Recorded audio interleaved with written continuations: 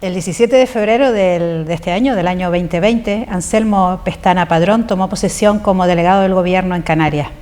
Es el primer político canario no procedente de una de las 2 islas más pobladas que se hace cargo de este puesto de delegado del Gobierno. Señor Pestana, usted ha sido presidente del Cabildo de La Palma, ha sido alcalde de Santa Cruz. ¿Se ve diferente el archipiélago desde uno de esos despachos a este tan central de la Plaza de la Feria?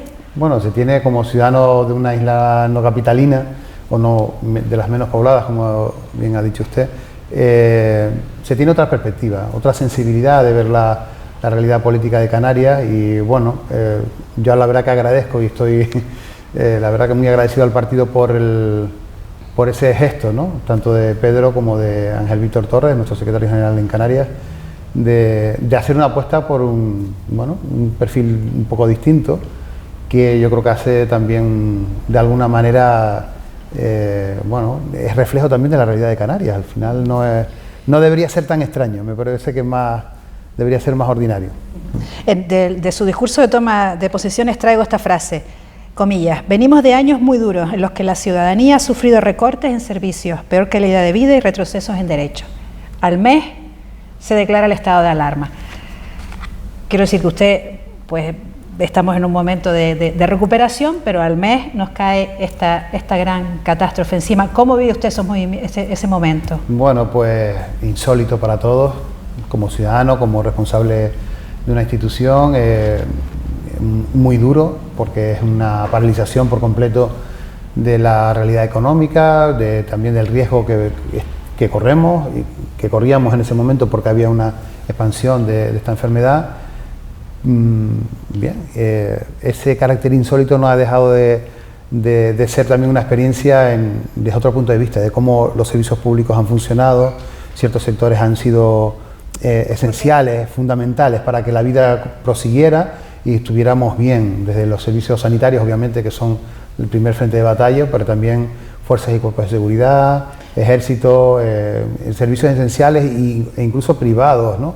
Hemos visto como los supermercados, las tiendas han funcionado y han funcionado bien. Sí, pero desde su puesto, de repente el país se cierra. ¿Cuál fue la situación más complicada? ¿El cierre de los aeropuertos, quizás?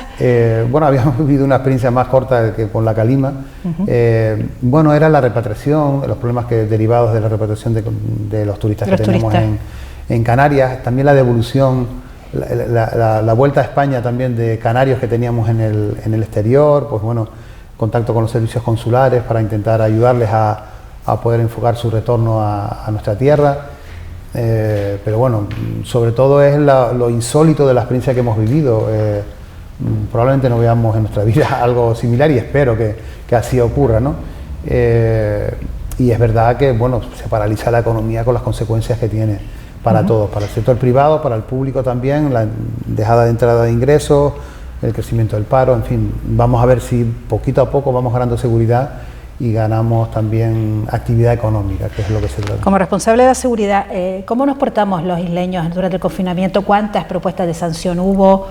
¿Cuál fue la más grave? ¿Qué situaciones se vivieron en este periodo que estuvimos confinados? Bueno, yo creo que en general hay una respuesta muy positiva, ¿no? De hecho, los datos nos acompañan, ¿no? El hecho de la poca incidencia de la pandemia, la recuperación de los datos positivos en poco tiempo en Canarias, pero también en España. Al final el estado de alarma ha significado una lucha contra esta enfermedad que ha ido bien, o sea, fueron efectivas las medidas que se adoptaron.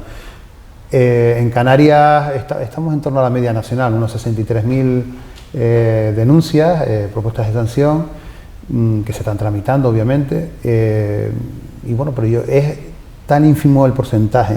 Si contamos los días del estado de alarma y la población que tenemos, creo que una vez hice la operación que era un 0,04 de infracciones diarias, ¿no? Es muy pequeño el número de infractores. Es verdad que algunas generaban más desasosiego, sobre todo cuando eran reuniones importantes, o sea, había un incumplimiento un poquito más generalizado, pero bueno, eso también se cortaron, pero en general la gente ha funcionado muy bien. De hecho, también por eso en esta nueva etapa pues también hay un grado de cumplimiento bastante alto. Uno va a salir a la calle, ve a la gente con mascarillas en los comercios, etc. la gente está respondiendo. Una característica del coronavirus que tenemos es que no se conoce exactamente, ¿no?, cuál va a ser sus próximos movimientos, no se conoce del todo. Se contempla la posibilidad de un nuevo confinamiento, se prepara de modo preventivo la delegación del gobierno en un supuesto de que fuera necesario. No lo planteamos, al menos mentalmente no estamos con esa idea. Yo creo que la lucha contra el COVID ha ido bien, los servicios públicos también han ganado en conocimiento del enemigo con el que estamos tratando. Servicios públicos como el sanitario se han reforzado. Hoy hay más capacidad de hacer test, por tanto hay más capacidad de hacer rastreos. Estos brotes que se han producido en la península nos sirven también de experiencia, de cómo actuar. En algunos ha tenido más éxito que en otros. Hay que ver por qué en unos ha funcionado mejor todos los protocolos y ha servido para reducir y controlar esos focos. Así que yo lo que espero es que lo que haya es pequeños focos que podamos controlarlo. Ni mucho menos me planteo que podamos volver hacia atrás a un confinamiento. Cambiamos de tercio, vamos a la inmigración. Entre el primer semestre del año en curso, la inmigración aumentó en el conjunto del Estado un 30%, un 31%. Sin embargo, en Canarias, cerca del 500% de aumento porcentual. En el primer semestre, en el periodo de alarma, justo del 14 de marzo al 21 de junio, llegaron 1.412 inmigrantes, estamos hablando de inmigración en pateras. Son personas que no pueden ser expulsadas a sus países porque las fronteras están cerradas, tampoco pueden seguir su camino a Europa, no pueden trabajar, no tenemos medios para alojarlas. ¿Qué situación, qué se plantea como solución inmediata? Bueno, lo que estamos buscando en la delegación y con los ministerios correspondientes es tener una red estable de centros, que Canarias tiene que dotarse sí o sí, más allá de la situación que estamos viviendo hoy. Canarias debe dotarse como frontera sur, va a ser una realidad. África tiene 1.200 millones de habitantes, en 30 años se va a poner en 2.500 millones, son previsiones de la ONU. Eso nos dice mucho del problema que tenemos enfrente, ¿no? Y Canarias no se va a mover geográficamente donde está. Entonces, como frontera sur de la Unión Europea, no solo de nuestro país, sino de Europa, tenemos que estar preparados con una red de centros capaces de acoger puntas importantes de llegada de migrantes. Se están identificando centros, tanto con el Ministerio de Migraciones como con el de Defensa, también con Cruz Roja, y viendo las posibilidades que tiene cada uno de esos centros, de su rehabilitación, de su puesta en marcha. Eso es al medio plazo, que estamos hablando de este semestre, con la idea de que estemos mejor pertrechados a la hora de que haya repuntes. No podemos estar en la delegación en la angustia en la que hemos estado viviendo, pidiendo recursos bien a la comunidad autónoma, bien a los cabildos, a los ayuntamientos, que muchos han respondido positivamente. Incluso organizaciones, ONGs también, que nos han respondido positivamente. Tenemos que tener más recursos, ¿no? Porque sabemos que esto es una realidad que vamos a tener. Habrá años mejores, habrá años peores, en cuanto a la llegada, dependerá también de los conflictos que pueda haber en África. Sí, pero todo lo que me habla, delegado, va a llevar un tiempo. Sí, y ahora, en este pero momento... algunas de esas instalaciones que hemos podido ver, en muy poquitos meses podrían estar operativas. O sea, que son rehabilitaciones relativamente rápidas, y en estos meses la previsión era lo de Arinaga, que estamos teniendo dificultades, obviamente, ¿no? ¿A qué atribuye las dificultades de Arinaga?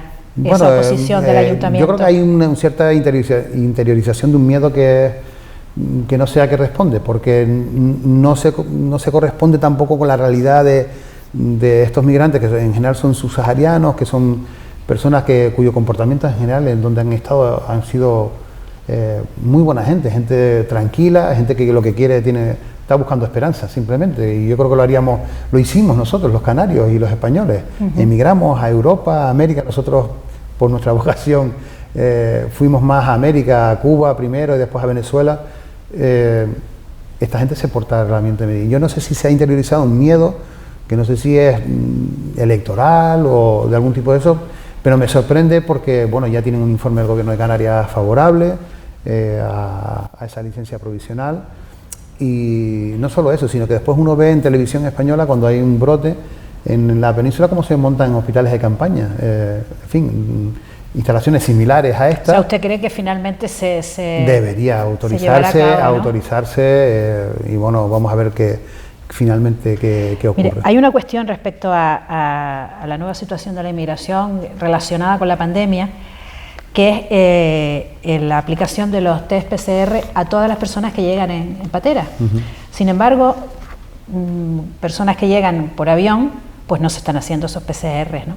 Hombre, esto es una incongruencia, ¿no? Porque da por supuesto que todas las personas que llegan de África deben ser controladas, pero todas las personas que vienen por otros medios no lo son. ¿Cómo nos tragamos vienen de zonas distintas. Vamos a también entender que, si no recuerdo mal, con África prácticamente está cerrado la llegada de personas a nuestro país y con el resto de Europa. Y África está en otro escalón que ya nosotros hemos pasado. Ellos están en crecimiento exponencial de la pandemia y por tanto es razonable, igual que Europa también está impidiendo que lleguen americanos a Europa. Nos hemos puesto de acuerdo todos los países europeos para que un país tan poderoso como Estados Unidos, y cualquiera que sea su origen, no puedan entrar en Europa. A África está prohibido, entonces vienen por la vía irregular. ¿Cómo podemos, para evitar riesgos en una zona en la que está creciendo el COVID? Pues bueno, haciéndoles PCR. Ahí ha respondido muy bien la Comunidad Autónoma de Canarias, su Consejería de Sanidad, con el anterior titular y ahora con el actual, con Blas Trujillo, que pues ha autorizado, Julio Pérez en este caso, a realizar PCR nada más llegar. Y eso nos permite un control, ¿no? De la posibilidad de la expansión del coronavirus, una preocupación de toda la sociedad canaria. Para eso hay que detectar todas las pateras que llegan. Claro, sí. Se detectan todas. Sí, se detectan. Algunas llegan, sabe que el CIBE, cuando hay una mar rizada, una mar bastante picada, pues tiene más dificultades para localizarlos, pero en cualquier caso las fuerzas y cuerpos de seguridad, nada más que se percibe la alerta, y hasta ahora pues se han detectado las personas que han llegado por esa vía, ¿no? Seguimos hablando de devoluciones, de recursos alojativos aquí, pero no se habla de alguna idea imaginativa, ¿no? Para parar esta sangría en el mar. Yo sé que a usted le preocupa, porque usted lo ha dicho en algunas intervenciones, pues el drama que supone. Europa parece que se decanta por medidas más restrictivas. ¿Qué opinión le merece? Bueno, la política de inmigración debe ser una política europea en su globalidad. No puede seguir ocurriendo que en Europa los países del sur nos comamos el problema de la inmigración sin una respuesta común de la Unión Europea. En tantas cosas que hablamos de Europa, en esta tiene que haber una política europea. Podrá ser más restrictiva, menos restrictiva, tiene que ir acompañada de otros temas. No solo es la de acogida y la de refugio también, incluso para las personas que vienen de zonas de conflicto y son perseguidas por cuestiones políticas, etcétera, o religiosas o de otro tipo, sino también esa otra Europa que invierte en África, que ayuda a esos países a salir adelante, que refuerza su cooperación internacional, porque la mejor inmigración es la que puede canalizarse de forma ordenada, porque Europa va a necesitar mano de obra. Claro. Eso es evidente. O sea, negarnos a esa realidad es un error desde el punto de vista. Lo que tenemos que hacerlo es con mecanismos que permitan que esos países tengan sus cupos de personal formado para las necesidades que tenemos en Europa, y después ayudarles a su desarrollo, porque una África desarrollada será un buen socio de Europa, en el que podemos generar también un marco de cooperación más interesante, una África disgregada, con problemas, sin esperanza, con muchos conflictos internos en los que a veces la Unión Europea o la historia de la intervención europea en África no ha sido precisamente buena. Fíjese, usted ha dicho, no es posible que los países del sur nos comamos esto de la inmigración, ¿no? Que debe ser una respuesta. Grecia, Lo Italia, mismo podemos decir España, respecto al resto, o sea, Canarias puede decir eso respecto al resto del país. Sí, pero no es posible. Pero estamos hablando de un fenómeno que es global, y como tal global tiene que responder la Unión Europea. No podemos hablar de nuestro país. Sería injusto hacerlo así, porque también desconocemos en Canarias que a la península, el año pasado, por ejemplo, a territorio peninsular llegaron pues 6 veces más o 7 veces más que inmigrantes por la vía irregular marítima que a Canarias. Y desconocemos ese dato. Y a pesar de que en el Mediterráneo, en la zona española del Mediterráneo, llegaron un 50% menos que el año anterior. Es decir, el año anterior había llegado 30.000 personas en esa zona del Mediterráneo, el año pasado unos 15.000. Pero en la situación actual se ha cerrado el Mediterráneo y están viniendo por la no zona atlántica. No se ha cerrado atlántica. del todo, porque sigue habiendo Bueno, una... pero no me negará... Pero es verdad, tienen más problemas y por eso están llegando a Canarias. Pero no me negará que tenemos razones para sentirnos un poco abandonados en este tema. Bueno, yo creo que, vuelvo a decir que es en el marco de la Unión Europea. Yo, en los problemas que hemos ido colocando y hablando con los responsables de los ministerios, siempre nos hemos encontrado apoyados. Obviamente, una competencia en la que hay 6 veces más usuarios que los que teníamos el año pasado, no podemos hablar de normalidad, ni que podamos administrar una situación como esta con la normalidad que lo hubiésemos tenido si hubiesen llegado como en el 18 1.200 personas en un año. Ahí hubiéramos estado bien, cómodos, gestionando un problema que es de Europa y de nuestro país, pero un problema más asumible, ¿no? Y más gestionable. Delegado, ¿para cuándo la comisión bilateral con el Estado? Bueno, eso dependerá de la convocatoria entre la presidencia del Gobierno de Canarias y los ministerios, especialmente también un ministerio que dirige una canaria, Carolina Darias, para resolver este tema. Pero que se está ha planteado. retrasando. Se retrasó porque hubo un ya iba a prepararse una primera reunión previa a la formal, ¿no?, de esa comisión bilateral, y yo espero que dentro de poco podamos celebrar y empezar a tratar temas importantes, algunos también menores, pero que hay que irlos resolviendo, sobre legislación, etcétera, que se irán produciendo. Usted ha sido presidente de Cabildo, alcalde, evidentemente entiende perfectamente los apuros que están pasando las corporaciones locales ahora con la pérdida presupuestaria que supone la pandemia. ¿Por qué lo del superávit no se soluciona de una vez? Canarias ha tenido un resultado favorable en cuanto a la atención del Estado. Primero la aprobación de la posibilidad de utilizar superávit. Pero eso es el gobierno. Bueno, el gobierno. Pero también tenemos que decirlo, que el Estado el gobierno de España ha sido sensible el gobierno de Canarias, a la realidad de Canarias. Sí, pero bueno, es importante, porque al final el gobierno de Canarias también da soporte a competencias que tienen los cabildos, a recursos que llegan a los ayuntamientos, y el gobierno de Canarias primero tiene aprobado la posibilidad de utilizar el superávit, del fondo ese de 16.000 millones. Las cuestiones que Canarias planteó mejoraron su financiación de forma importante, fue atendido también. En los ERTES también Canarias ha salido identificada como una región que tiene que tener una especial sensibilidad al gobierno, probablemente en prorrogar más allá de septiembre esos ERTES, y entonces yo creo que ha habido una buena sensibilidad. Por parte del Gobierno de España se mantienen los recursos hacia las corporaciones locales, eso también tenemos que decirlo. En las previsiones que estaban en los presupuestos generales prorrogados de ingresos por parte de las corporaciones locales siguen estando garantizadas, con lo cual esa parte de la financiación está correcto. ¿Dónde tenemos el problema? En la pérdida de financiación del Fondo Canario, la bajada del IIC, de la recaudación del IIC. Vamos a ver si resolvemos con un fondo adicional pequeño, de eso se ha hablado, no sé si se concretará, yo espero que sí. Es verdad que la recaudación del bloque está mejorando por encima de las previsiones que tenía el Gobierno de Canarias, y yo espero que haya una sensibilidad en ese tema. Se acaba de celebrar una moción de censura en el Ayuntamiento de Santa Cruz de Tenerife. Usted fue protagonista de una moción de censura, aunque con los papeles cambiados.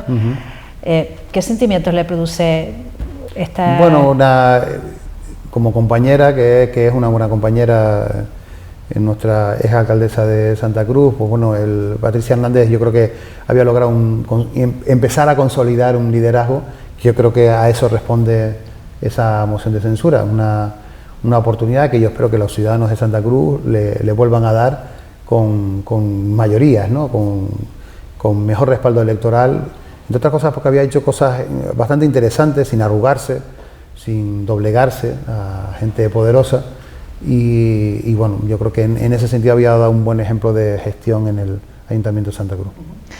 ¿Cree usted que los partidos deben replantearse el pacto antitransfugismo?